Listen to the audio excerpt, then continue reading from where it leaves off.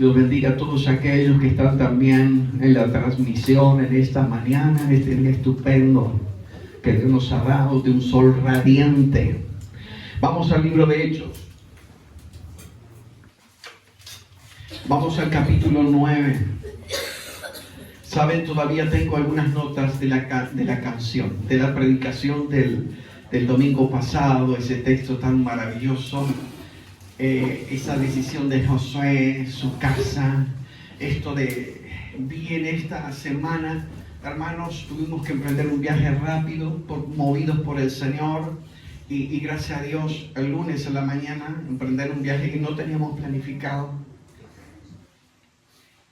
Pero Dios está en control de las cosas, y vimos la mano de Dios.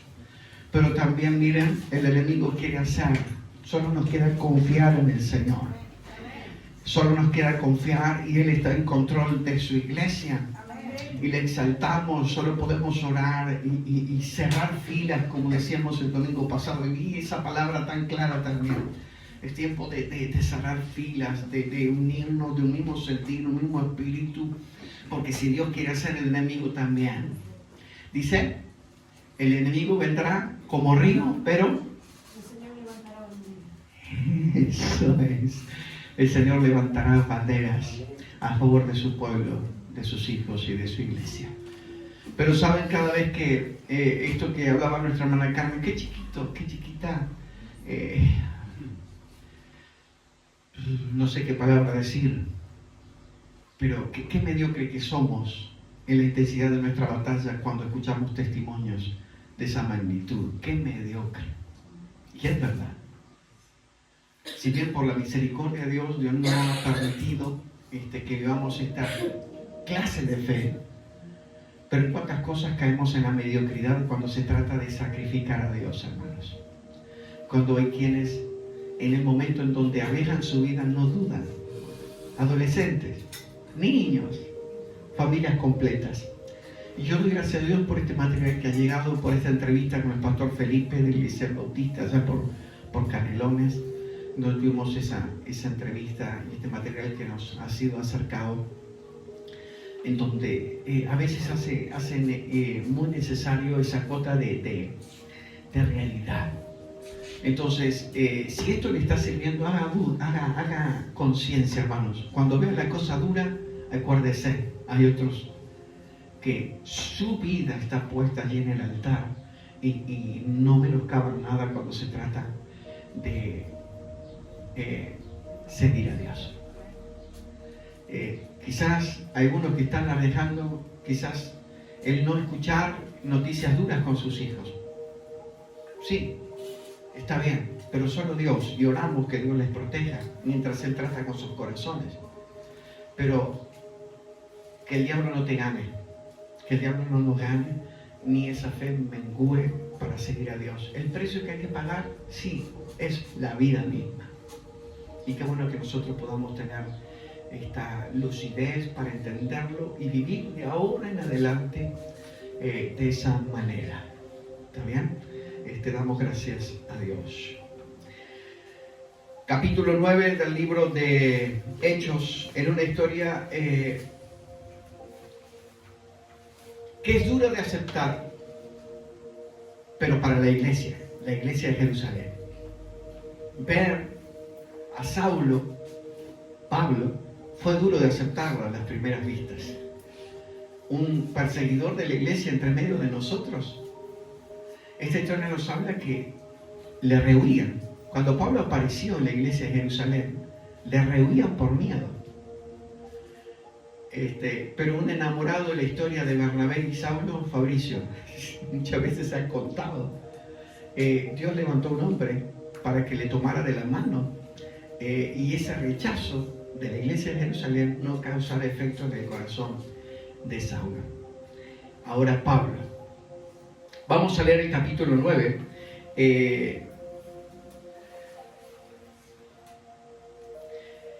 Algunos versículos. Por ejemplo, el versículo 1. ¿Estamos? 9:1.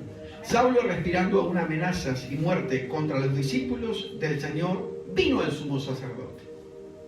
Y ustedes saben cómo continúa la conversión de Saulo.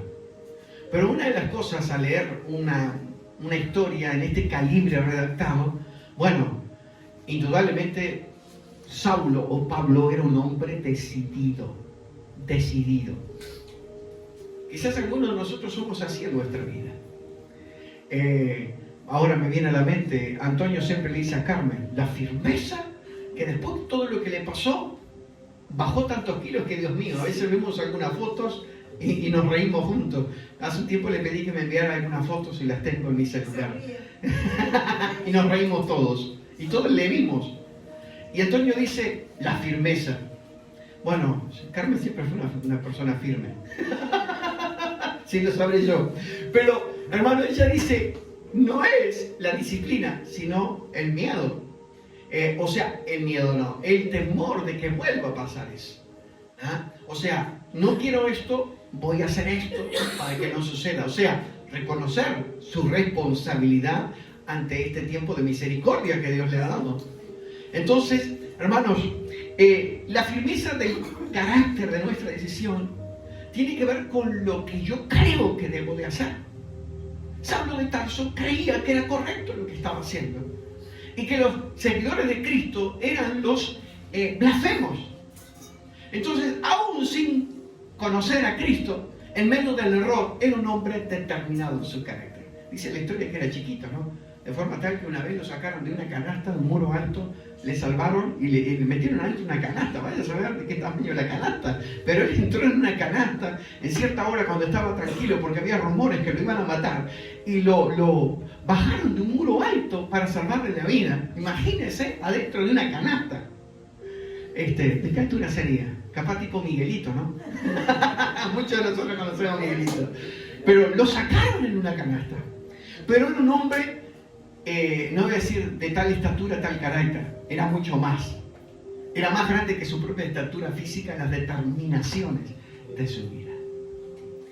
Bueno, hay quienes son así y hay otros que no. ¿Por qué será? Que hoy deciden esto y mañana están en esto otro. Pero fíjense lo interesante. Como dice el Salmo 1, y creo que versículo 3, y habla del tamo que arrebata el viento, cuando hablamos de firmeza en lo que decido. La persona que no es firme en lo que decide, hoy decide esto y mañana cambia de dirección. Por eso habla del tamo, ¿no? Entonces, la vida de fe no tiene lugar a esas cosas. Pero fíjese, antes de conocer a Jesús, este hombre ya era así. Llámele caprichoso, llámele lo que sea, llámele de carácter firme o podrido, póngale lo que sea, pero esto Dios lo usó en su vida de fe. O sea, no olvidarnos de lo que sé, de la experiencia y del sello que yo tengo en mi corazón. Cuando estamos en Cristo, los sellos son diferentes, ¿verdad? Porque todo lo que formó nuestras emociones queda atrás. Dios nos da un nuevo corazón. Entonces tengo toda la posibilidad de sí adquirir firmeza en la fe, pero con un nuevo corazón. Y ya no tengo que estar llorando por las cosas pasadas, porque Él transformó y sanó mi corazón. Y yo sé que vale la pena seguirle en cada minuto y cada día, y cada decisión y cada etapa que pase, cada lágrima, cada gozo, todo valdrá la pena. Porque Dios preparó lo mejor para mí. Y me encontré con el autor de la vida, y que tiene propósito que puede llenar mi corazón. Y qué interesante que Pablo haya sido así antes de conocer a Jesús. Y si nosotros seguimos la historia, vamos a encontrarnos más adelante en el mismo capítulo 9, podemos leer el versículo 13 en adelante, que dice: cuando ya Saulo tuvo ese encuentro camino a Damasco, en una visión, el mismo Jesús cayó de su caballo. Dios le habla, le dice: Saulo, Saulo, ¿por qué me persigues? Duras cosas te dan cosas contra el aguijón. Y allí Pablo reconoce, dice: Señor. Y allí en ese diálogo ya su corazón fue quebrantado, fue llevado a la ciudad de Damasco y allí permaneció, dice la historia, ciego. Y Dios tuvo que usar a otra persona, Ananías. Esa única cosa, digo yo, pero tan importante, ¿no? Nada menos que a Pablo, el que predicó a los gentiles. Este hombre, Dios le llamó para hacer la oración. No quería ir, pero porque tenía que obedecer, fue al lugar. Y así somos nosotros. En lo que vemos nosotros y lo que ve Dios. Hay diferencia, ¿verdad? Y sabemos que la vida de fe es no lo que yo veo, sino lo que ve Dios. Porque lo que vemos nosotros muchas veces minará nuestra fe, nos dirá detente, no vale la pena, no tiene fuerzas, no va a pasar nada, Dios demora, el plan de Dios como algo lejano y no cercano a tu vida. Eso es lo que nosotros podemos sentir a nivel humano. Pero qué maravilloso que cuando se trata del obrar de Dios en la vida de la iglesia, sabemos que tenemos que movernos por lo que Dios nos muestra. Y así lo hacen esos mártires, ¿no? Por lo que ven, no lo natural. Le matarán, le sacrificarán, se le terminará la vida, pero ellos ¿qué? ¿Recuerdan el testimonio pasado? Yo, esa mujer entre lágrimas, yo sé que me uniré a ellos en un momento. Una mirada más alta, después que habían matado a sus hijos y a su familia, ¿no? Una mirada más alta. Y el versículo 13 dice, entonces Ananías respondió, Señor, he oído de muchos acerca de este hombre, cuántos males ha hecho a tus santos en Jerusalén, y aún aquí tiene autoridad de los principales sacerdotes para prender a todos los que invocan tu nombre. Y el Señor les dijo, ve, porque instrumento escogido me es este para llevar mi nombre en presencia de los gentiles y de reyes y de los hijos de Israel, porque yo le mostraré cuánto le es necesario padecer por mi nombre. Esta historia casi la sabemos de memoria, este texto, ¿no? Porque yo le mostraré cuánto le es necesario padecer por mi nombre. Hay cosas duras de aceptar en la vida de fe, duras de aceptarla. Sí la aceptamos en el conocimiento, sí, yo sé que dice la palabra, pero aceptarla en la acción es otra cosa. Que yo lo haga creyendo que sí, aunque está rayando en las cosas duras y hasta a veces en lo imposible, sabiendo que para Dios no hay nada imposible. Y Romanos capítulo 9, versículo 20 dice, mas antes, hombre, ¿quién eres tú para que alterques con Dios? Dirá el barro al que lo formó, ¿por qué me has hecho así? Y esta es la constante en la vida de fe. Es ese friccionar en lo que yo siento y la voluntad de Dios. Es esa contrariedad en lo que está dentro de mí y lo que Dios tiene que sacar, que impide que lo que viene de Dios esté dentro. ¿Se entiende? Y permanentemente es una constante en nuestra vida. El examinarnos, el rendirnos, el buscarle, el limpiar nuestros ojos, el renovar el interior de nuestro corazón. Dirá el barro a quien lo formó, ¿por qué me has hecho así? Al fin, nuestra declaración permanente tiene que ser cuando se trata de aceptar la voluntad de Dios y el obrar es, yo no puedo ponerle un pero a Dios. ¿Verdad? Yo no puedo impedir el obrar de Dios. ¿Está esto en mí? ¿Está esto en ti? Cuando se trata de seguir a Dios. ¿O no? ¿Sí o no? ¡Qué silencio! Por favor, no me dejen así. Y el versículo 22 del capítulo 9 dice, vamos desde el 21. Y todos los que le oían estaban atónitos y decían, ¿no es este el que asolaba en Jerusalén? Y a los que invocaban este nombre, y a eso vino acá para llevarnos presos ante los principales sacerdotes. Y dice el versículo 22, pero Saulo mucho más se esforzaba y confundía a los judíos que moraban en Damasco, demostrando que Jesús era el Cristo. O sea, la oposición, la opinión, la mirada de los demás, el ambiente, ¿qué ejercía en Pablo? Firmeza. ¿Qué más? El esfuerzo. Bueno, me miran así, no importa. Determinación. Y si tú sacas la determinación de tu vida de fe, bueno, vas a andar por la mirada de los otros. ¿Y cuánta división ha provocado el diablo en la iglesia? Por la mirada. Porque me miran. Porque me dijeron. Porque me miraron de arriba abajo. Porque no me miraron siquiera. ¿Verdad o no? Me voy a otro lugar donde me miren. ¿O no? Pero ¿qué dice aquí? Que es duro de aceptar. La oposición que trajo esfuerzo.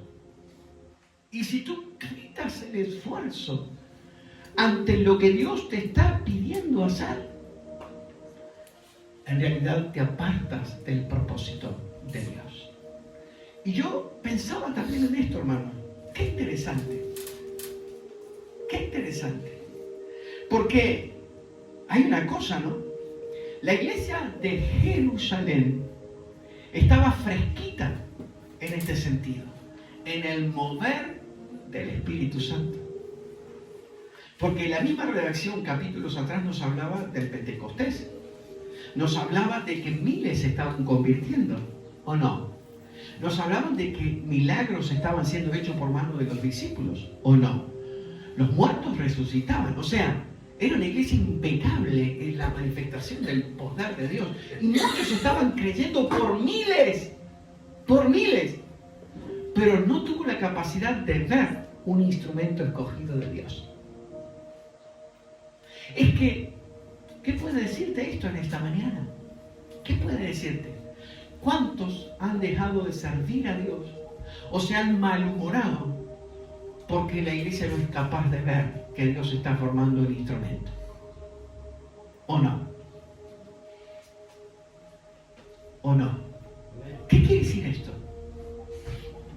¿Por qué Dios no hizo algo para que aceptaran en ese preciso momento a Saulo de Tarso? Porque tenemos más atrás, yo le mostraré que cuánto tiene que padecer por amor a mi nombre. No es el problema de la iglesia, que tenía que elevar el nivel de discernimiento. Dios estaba tratando con Pablo. Y es así. Lo que tú sientas a nivel humano, si te miran, si no te miran, si te dan lugar o no, o si no entienden el plan de Dios para tu vida, no es problema de la iglesia, ¿o no? ¿O sí? Perfectamente podríamos pensar esto en esta mañana. Jamás debemos de perder la mirada y tenemos que aceptar de una vez por todas que es el trato de Dios conmigo. Que es el trato de Dios. Y dirá el barro al que le formó: ¿por qué me haces esto? O simplemente tenemos que esperar en el Señor, en ese proceso, en ese trato personal, en nuestra manera de ser, en donde Dios tiene que seguir trabajando, porque Dios es un Dios personal y tan íntimo. Y quizás enfrentas atmósferas de adversidad, de injusticia, de herida, de desesperanza, pero son cosas que están afuera. Dentro de ti tiene que estar el esfuerzo para reconocer y hacer lo que Dios te ha pedido. ¿Amén? La misma muerte, bueno, no impidió. Por eso bendito toda esta atmósfera de materiales que está viniendo. Porque es una cuota de preguntarte ¿hasta qué punto le estás siguiendo? ¿Hasta qué punto? ¿Hasta qué punto le estás dispuesto a obedecer? Y yo pensaba, miren, tenemos un memoroso es un himno a la fe, Hebreos capítulo 11, es impresionante. Comienza el versículo 1 del capítulo 11, es pues la fe, la certeza de lo que se espera, la convicción de lo que no se ve, el versículo 1. Pero después, cuando el escritor se adentra en los otros versículos, comienza a dar una lista de hombres de fe que murieron, los primeros mártires. Y allí tiene una lista impresionante, y hombres de fe, Noé, Abraham, y allí sigue la lista, y sigue. Y aún los que casi que no tuvieron nombre. Que no tuvieron nombre, pero sí tuvieron un testimonio de fe.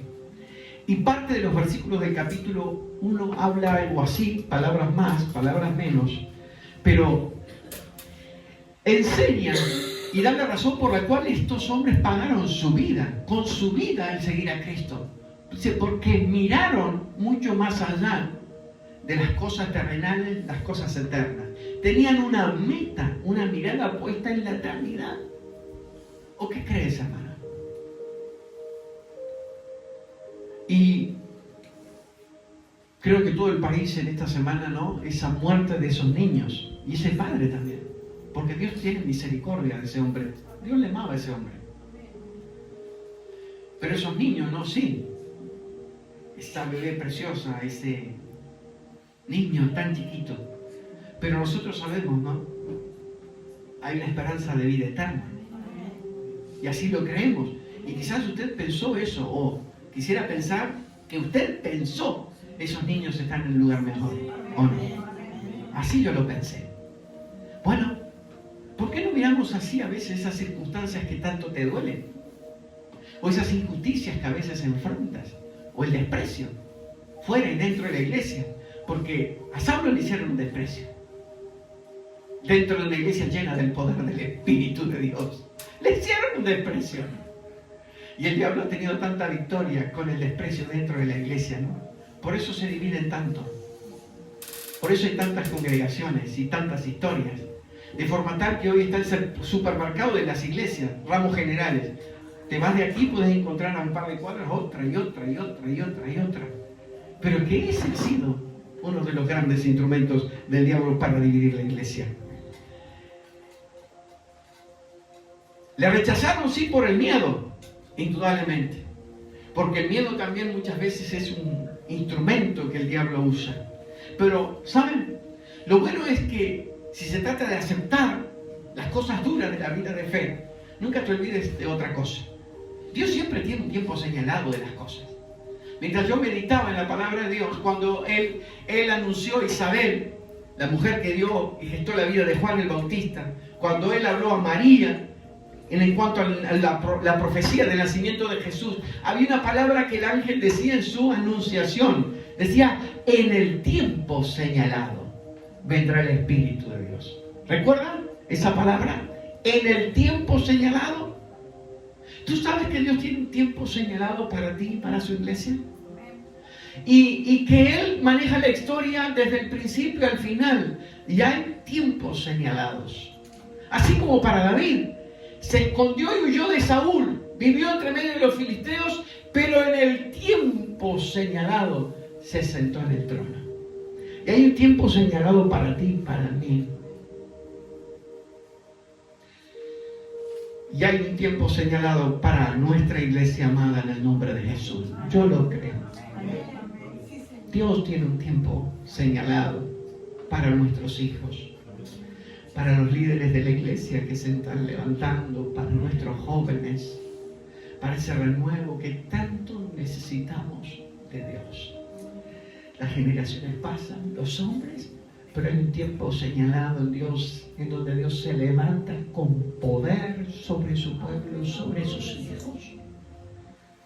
Y lo que Él ha decretado lo hará, aunque la iglesia no lo entendía. Hasta que en el recorrido del libro de los Hechos, Dios tuvo que hablarle a Pedro para que entendiera que lo de Saulo, lo de Pablo no era ninguna cosa humana, sino era algo divino que Dios estaba haciendo sobre la iglesia. La pregunta sería, otra vez, ¿por qué Dios no le dijo a Pedro antes y esperó un tiempo para decirle mediante esa visión en una azotea en determinada hora? ¿Por qué Dios?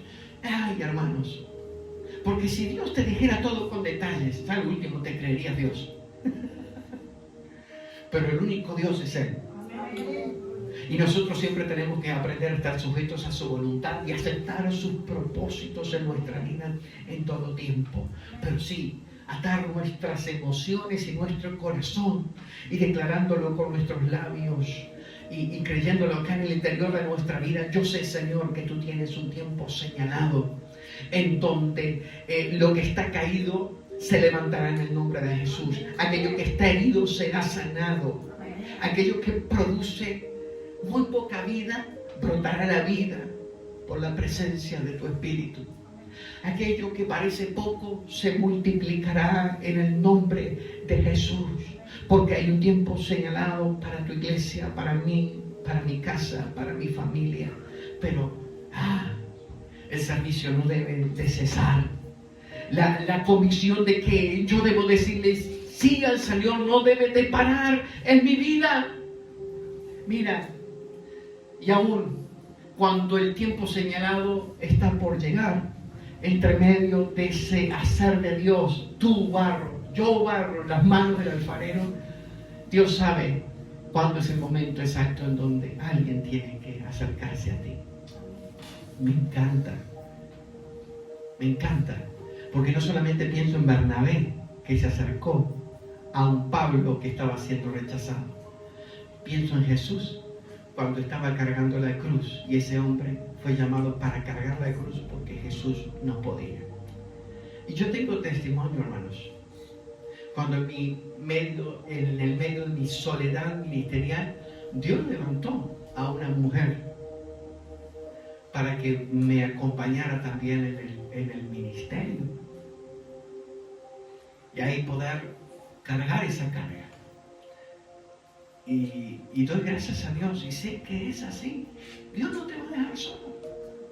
Tú necesitas su presencia, pero en el momento apropiado Él hace que alguien se acerque a tu lado para caminar contigo y sostener la carga. No estás solo, no estás solo, no estás sola.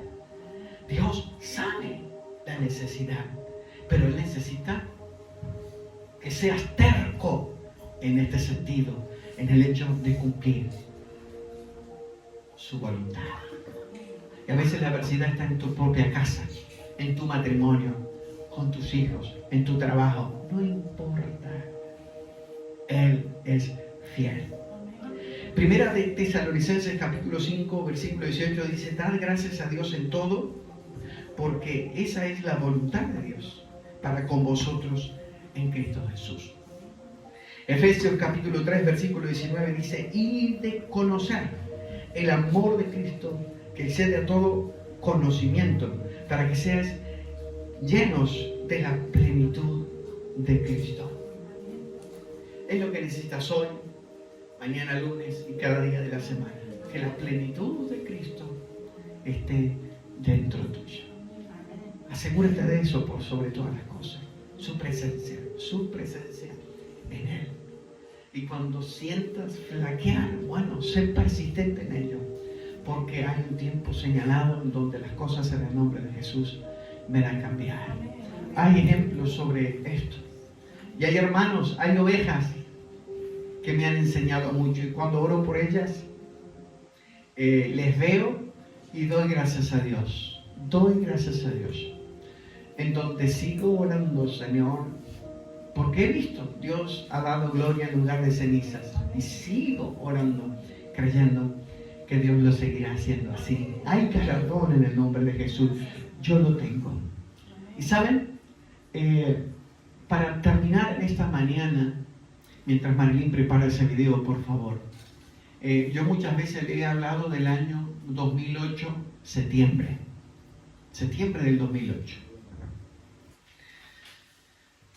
En donde en septiembre del 2008, algunos lo saben o no, quería dejar de ser pastor. Nunca compartí este video, pero sí lo voy a compartir porque lo encontré por una casualidad de Dios mientras preparaba y meditaba esta palabra en esta semana. Siempre lo conté y lo seguiré contando a mis nietos y a mis bisnietos. Lo contaré mientras Dios me dé las fuerzas. Yo oí la voz audible de Dios diciéndome: no te rindas. Y yo entiendo esto indudablemente en el mensaje de hay que persistir, hay que continuar. Dios tiene un tiempo señalado. Yo lo creo en el nombre de Jesús. ¿Tú lo crees?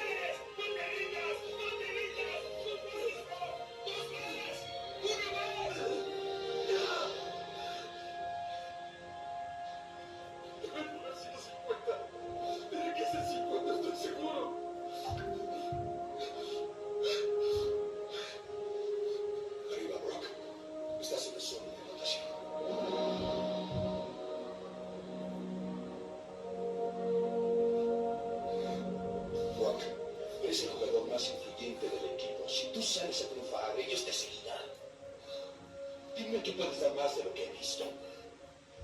Cargaste un hombre de 70 kilogramos por todo el campo sobre tu espalda. No, que te necesito. Dios te obsequió un don de liderazgo. No lo desperdicies. Entrenador, ¿puedo contar contigo?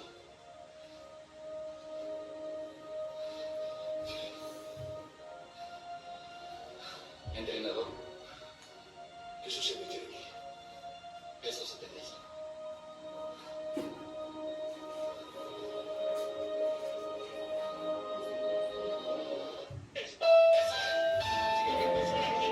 No piense que fue una cosa emocional en aquel 2008. No solamente fue emocional, porque indudablemente ver este video te mueve según las circunstancias que esté pasando. Pero dentro de mi corazón, de mi mente, una voz sonó tan fuerte que me estremeció. Yo sé que fue Dios. Yo sé que fue Dios. Pero hermanos, ¿qué puede detener nuestra carrera? ¿Qué puede detener el que le sirvamos? Tenemos que aceptar como barro que Él siga formando nuestras vidas en todo tiempo. No importa lo que vivamos. Vamos a ponernos de pie. Y cerramos nuestros ojos.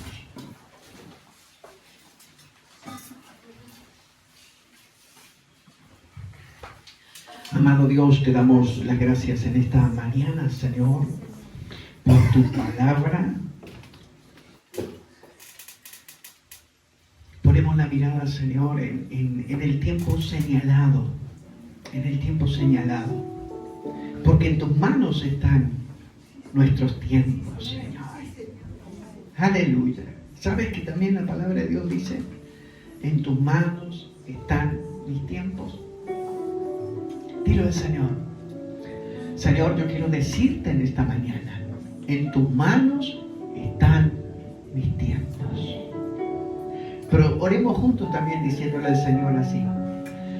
Tal como le dijiste, Señor, a María e Isabel en esa profecía de nacimiento sobrenatural para levantar dos hombres que marcaron la historia, yo declaro, Señor, hay un tiempo señalado para mí.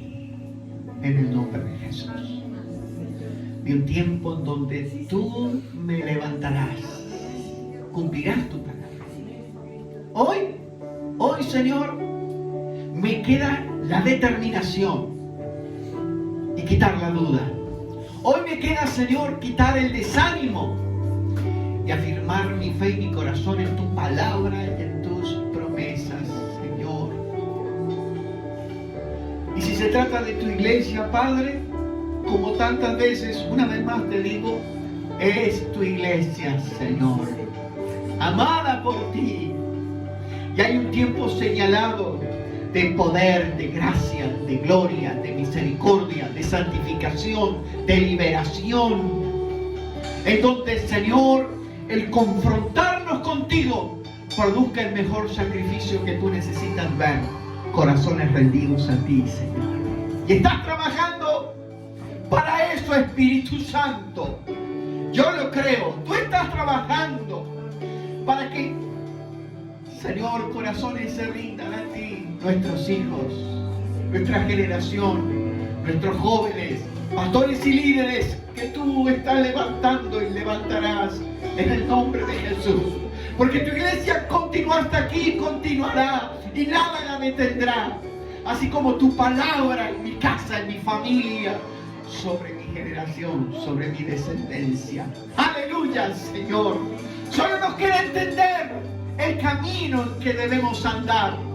Señor, mientras, aunque el mar ruja, aunque la tierra tiemble, aunque la atmósfera no sea favorable, aunque las miradas no sean favorables, aunque los juicios sean injustos, aunque contra mí se levante guerra, oh Dios, en el nombre de Jesús, ¿qué dice la palabra? Yo estaré confiado en el nombre de Jesús. Di la palabra en esta mañana. Yo estaré confiado en el nombre de Jesús de Nazaret. Aunque mi mano no llegue, aunque sea incapaz, aunque no pueda estar, tú estarás en el nombre de Jesús de Nazaret. ¡Aleluya!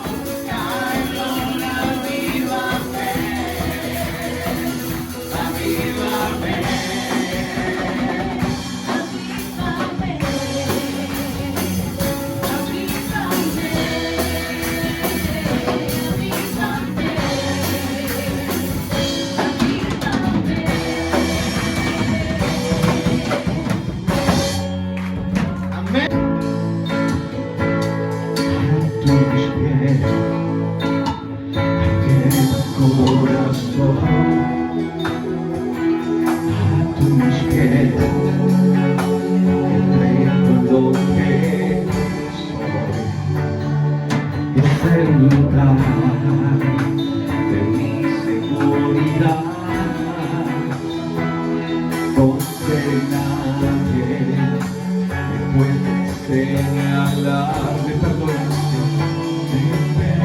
perdonaste, me acercaste a tu presencia, me levantaste, postro a adorarte. No hay lugar más alto, más grande, estar a tus pies, estar a tus pies. No hay lugar más alto, más grande, estar a tus pies, estar allí otra vez.